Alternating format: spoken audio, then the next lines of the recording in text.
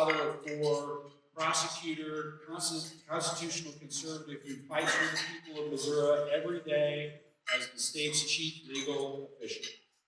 Missouri Attorney General Andrew Bailey.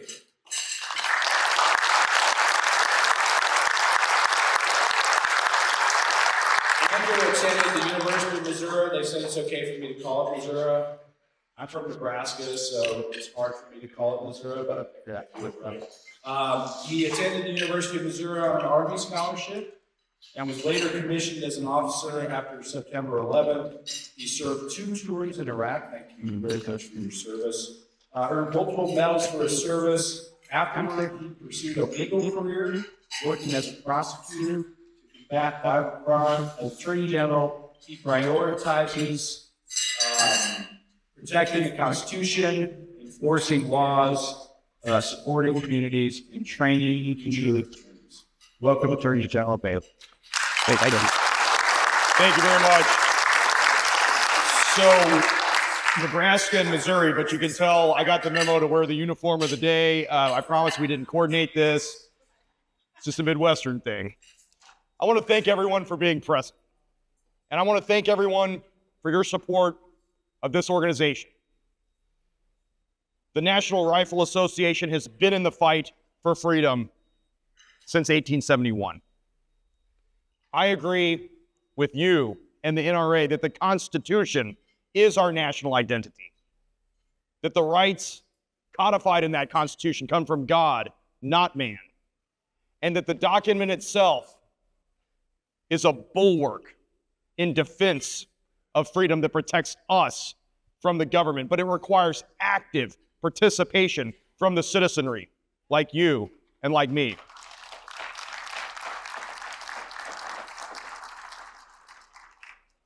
Your support of the NRA is such active participation.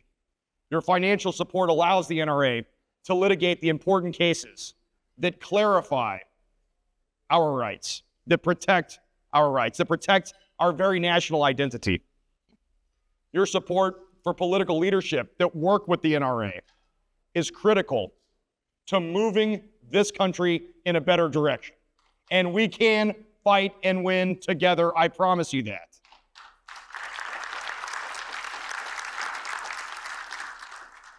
As a student of history, I think about where we've been. 30 years ago, we mourned together as innocent lives were buried at a place called Ruby Ridge.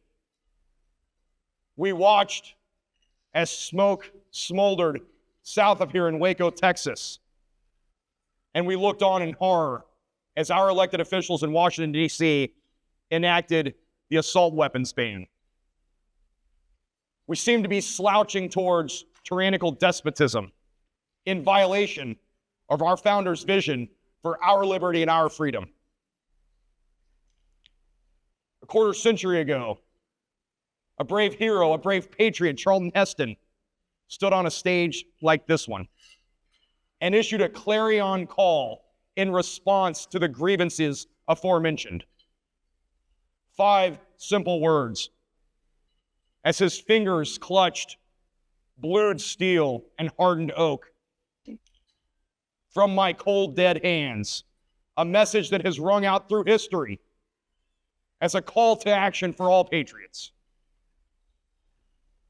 You responded. We listened, we heard, and we became active. Your support of the NRA and of political leaders who support the NRA was directly responsible for recent wins at the United States Supreme Court that clarified that the Second Amendment protects not only the right of the militia to keep and bear arms, but the right of the individual to keep and bear arms to protect you, your family, your home, your property, not only from a criminal element, but from the government itself.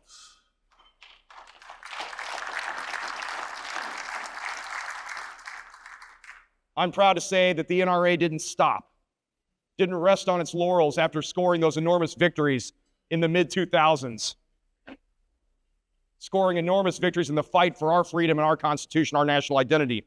And I'm proud today, as Missouri's Attorney General, to partner with the NRA in fighting new fronts in the war against the Second Amendment.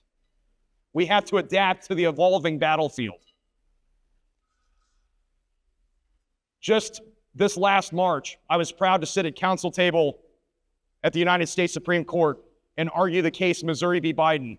The very next case on the docket, the people I traded my seat with after we closed our argument were the attorneys representing the NRA in NRA v. Vulo. And the cases are so similar, and they represent a new front in the fight to protect our constitutional rights in the Second Amendment. Corporate pressure campaigns, government coercion of corporations is at issue.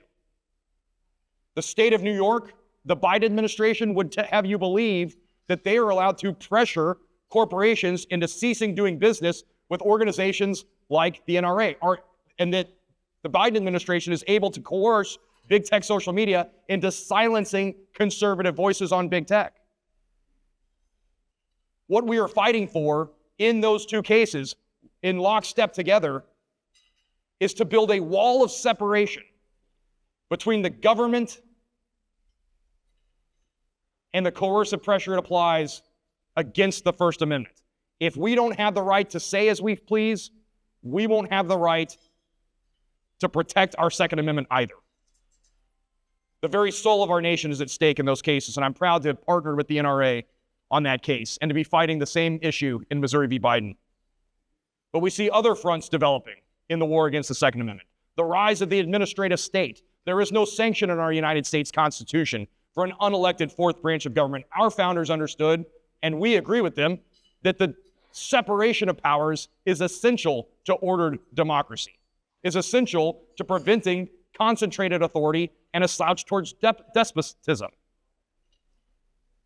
And yet, the ATF has promulgated rules to outlaw pistol braces, has attempted to ban individual sales at gun shows without authorization from Congress and in violation of not only the separation of powers codified in the Constitution, but our God-given right to keep and bear arms. We are fighting back in the state of Missouri, filing lawsuits to end the abuse of the administrative state and the federal overreach, and are proud to partner with the NRA in that endeavor. And just recently, a new front has also developed, an attack on the ammunition industry. Blue state attorneys general trying to pressure the Biden administration to end a government contract with Lake City Ammunition Plant and Olin Winchester in the single-minded pursuit to destroy the ammunition industry.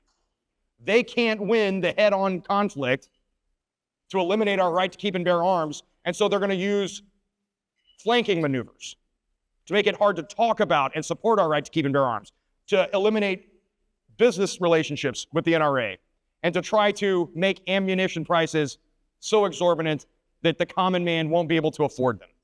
We cannot let it happen. We have fought back in the state of Missouri, and in partnership with the NRA and with like-minded individuals like yourself, we are winning these fights and protecting this new flank, this new front in the left's war against the Second Amendment.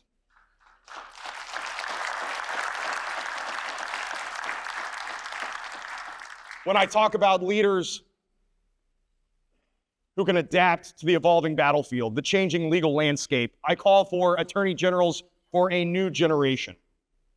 Attorney generals that value partnership with the NRA, who value the Constitution the same way that we do, who have the strategic vision to outflank the enemy and the weapons, the legal tools at their disposal to fight back. You see, in Missouri, we understand that the Second Amendment still means something. The text, history, and tradition behind that God-given right matter to who we are as Missourians, as Americans.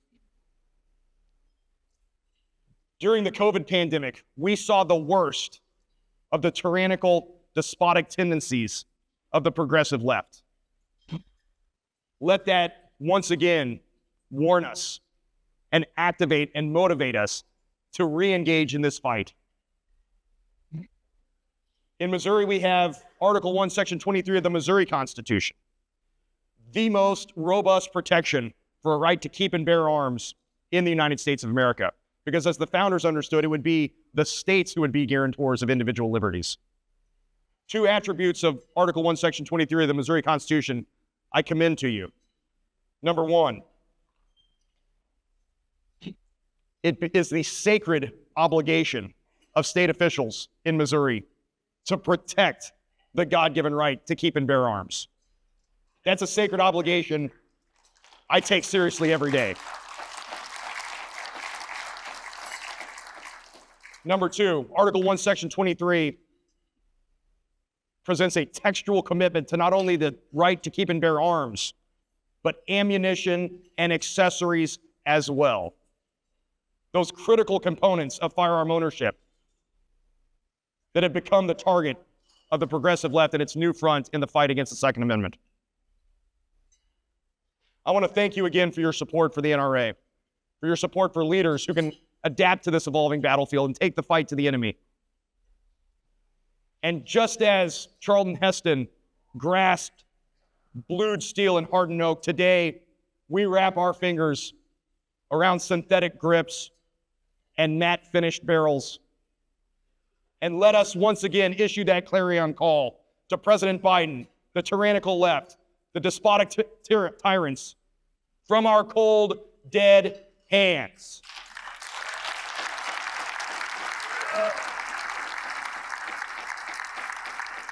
Folks, when I joined the United States Army, I took an oath to protect and defend the Constitution of the United States of America. I was willing to put my life on the line to do it. Took the fight to the enemies of freedom in the battlefields of the war on terror, and I could not be more proud to be leading that same fight for the war against our Constitution, the war for our freedoms, in the courtrooms across this country as Missouri's Attorney General. God bless you. Thank you for everything you do. Please continue to support the NRA.